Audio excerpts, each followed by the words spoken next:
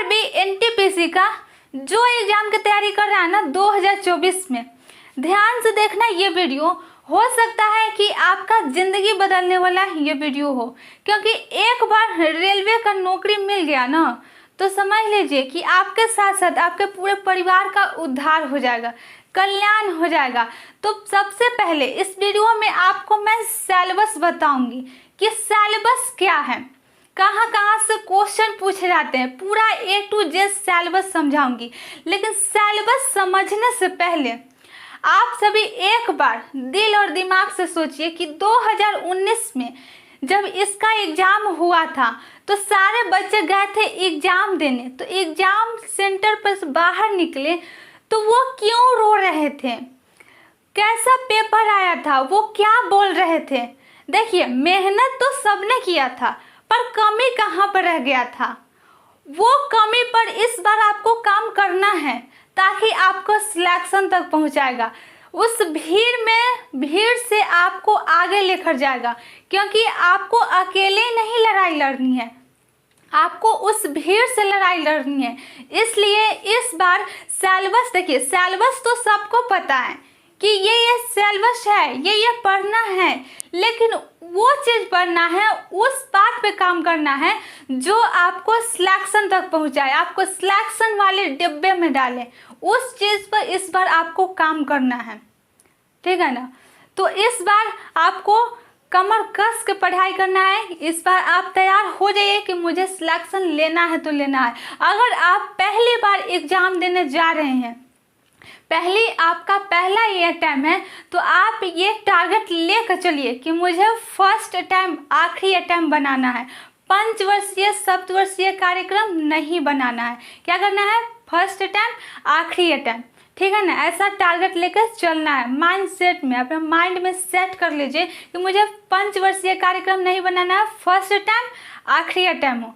तो देखिए, सबसे पहले देखिए रणनीति कैसी होनी चाहिए, इसका मैं अलग वीडियो बना दूंगी। अगर आप चैनल को सब्सक्राइब नहीं किए हैं तो चैनल को सब्सक्राइब कर लीजिए और साथ में बेल आइकन भी प्रेस कर लीजिएगा, ताकि जैसे ही मैं वीडियो डालूंगी आपके पास नोटिफिकेशन पहुंच जाए, ठीक है। समझ में आ रही है ना। तो सबसे पहले मेरे भाई सिलेबस आप समझिए कि सिलेबस क्या है, और इस वीडियो में आपको पूरा A to Z सिलेबस आपको समझाऊंगी, कहीं पे कोई दिक्कत नहीं होगी। तो चलिए वीडियो को शुरुआत करते हैं। देखिए सिलेबस, रेलवे एनटीपीसी का सिलेबस क्या है, कहाँ कहाँ से क्वेश्चन पूछ जाते हैं। तो देखिए सिलेबस में सबसे पहले इसमें पूछा जाता है जनरल अवेयरनेस। क्या पूछा जाता है? General awareness. देखिए जनरल अवेयरनेस पूछा जाता है कितना, 40 क्वेश्चन इससे पूछे जाते हैं। लेकिन देखिए रेलवे एएलपी में और ग्रुप डी में, रेलवे एएलपी में ग्रुप डी में साइंस का बहुत ज़्यादा रोल होता है, जनरल साइंस। और इसमें क्या है, साइंस बहुत कम पूछा जाता है, बहुत कम पूछा जाता है जनरल साइंस। तो इसमें सबसे ज़्यादा क्या पूछा जाता है, तो स्टैटिक जीके पूछा जाता है, ठीक है। सबसे ज़्यादा जीके का इसमें रोल रहता है। स्टैटिक जीके से क्वेश्चन भर भर के पूछे जाते हैं। अगर आपको विश्वास नहीं होगा तो आप क्वेश्चन को एनालाइज कर लीजिएगा। सबसे ज़्यादा क्वेश्चन स्टैटिक जीके से रेलवे एनटीपीसी में पूछे जाते हैं, और सबसे कम जनरल साइंस का रोल होता है। उसके बाद क्या पूछा जाता है, तो रीजनिंग से कितने क्वेश्चन, 30 क्वेश्चन पूछे जाते हैं, और मैथ से 30 क्वेश्चन पूछे जाते हैं, और टोटल आपको 100 क्वेश्चन पूछे जाते हैं, और इसके लिए आपको 90 मिनट टाइम दिया जाता है। ध्यान से सुनिएगा मेरी बात। 90 मिनट में आपको 100 क्वेश्चन सॉल्व करने रहते हैं। यानी कि इसमें आपको सोचने का टाइम बिल्कुल नहीं दिया जाता है, बिल्कुल सोचने का टाइम नहीं है। यानी कि 90 मिनट में आपको 100 क्वेश्चन करना है।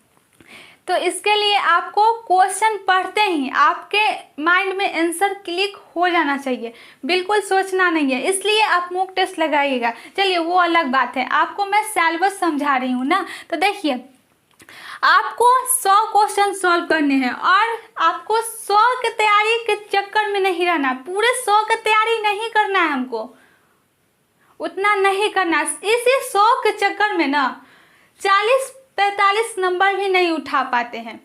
पूरे 100 का तैयारी नहीं करना है हमको।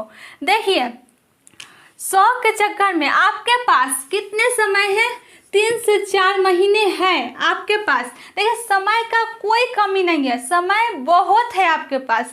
अभी एग्जाम नहीं होने वाली है, 5 से 6 महीने आपके एग्जाम में लगेंगे। मैं लिख के देती हूँ। तो देखिए आपके पास 3 से 4 महीने हैं और आपको इतना अच्छा तैयारी कर लेना है ना, 3 से 4 महीने में इतना अच्छे से तैयारी कर लेना है 3 से 4 महीने में कि 70 नंबर के काबिल बना लो अपने आप को। इस 3 से 4 महीने में इतना अच्छा से तैयारी कर लो कि 70 नंबर मेरे से कोई नहीं छीन सकता। इतने अच्छे से तैयारी करो कि 70 के काबिल बना लो कि 70 नंबर तो रखा है। और उसके बाद आपके पास टाइम बचे तो उसमें 10, 15, 20 नंबर जो है और बढ़ा लीजिएगा। क्या कोई दिक्कत हो जाएगी? नहीं ना। इतना काबिल बना लो कि 70 नंबर के काबिल अपने आप को बना लो इन 3 से 4 महीने में। 3 से 4 महीने आपके लिए काफ़ी है। ठीक है, इतना समझ में आया। अब देखिए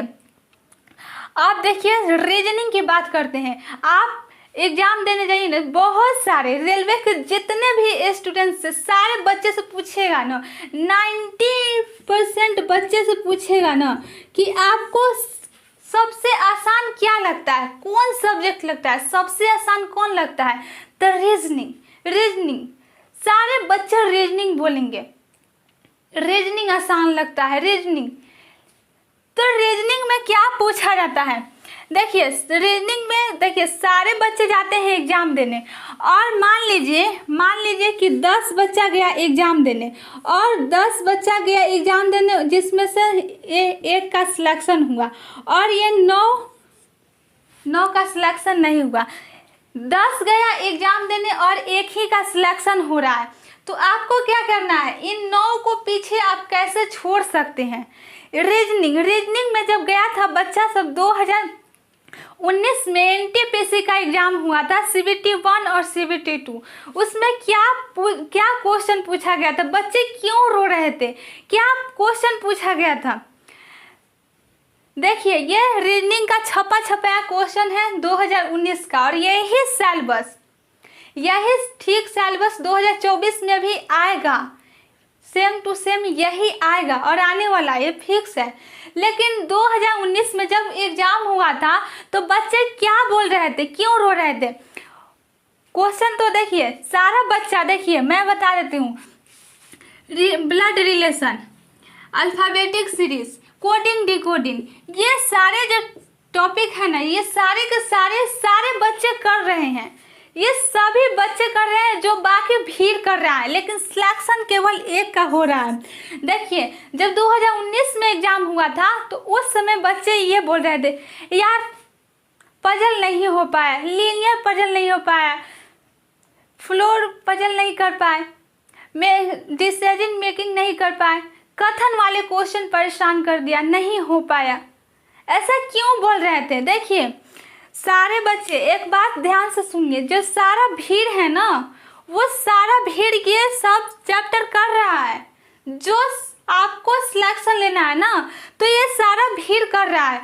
जो नहीं हो रहा है क्वेश्चन, उस पे आपको इस बार काम करना है। इस बार आपको वो टॉपिक पर काम करना है जो आपको सिलेक्शन दिलाएगा। 99% बच्चा ये कर रहा है, तो आपको उस टॉपिक पर काम करना है जिस पे आप इस 9 को पीछे कर सकते हैं, तब आप आगे जाइएगा। तो वो टॉपिक क्या है?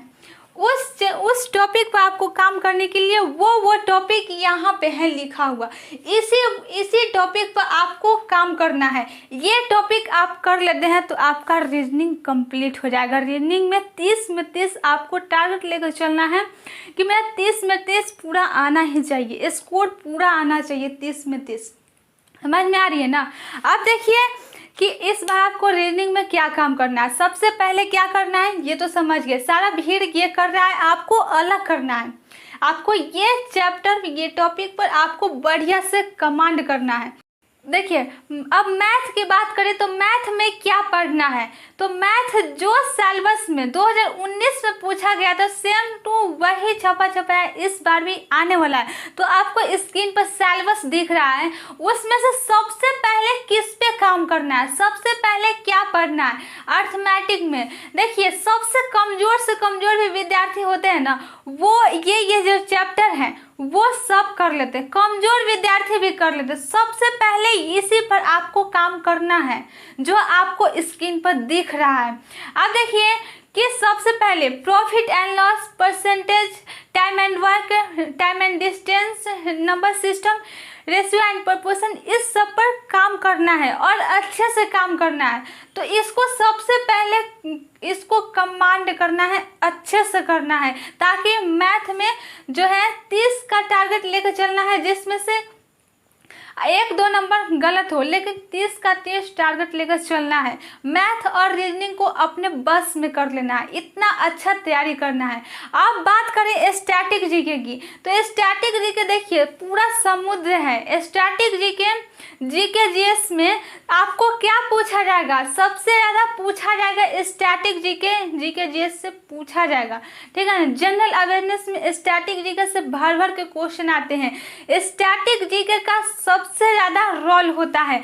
देखिए कि एनटीपीसी में स्टैटिक जीके का जो मैं तोड़ बताऊंगी ना, उसमें 50 से 60% जो है ना, 50 से 60% वो स्टैटिक जीके में जो मैं टॉपिक बताऊंगी वो टॉपिक पर आपको अच्छे से कमांड करना है। जो आपको दिख रहा है स्क्रीन पर ना, जनरल साइंस में 40 क्वेश्चन में से आपको 23, 24, 25 क्वेश्चन जो है यही टॉपिक से आपको दिखने वाले हैं, यानी कि इसी से पूछे जाएंगे।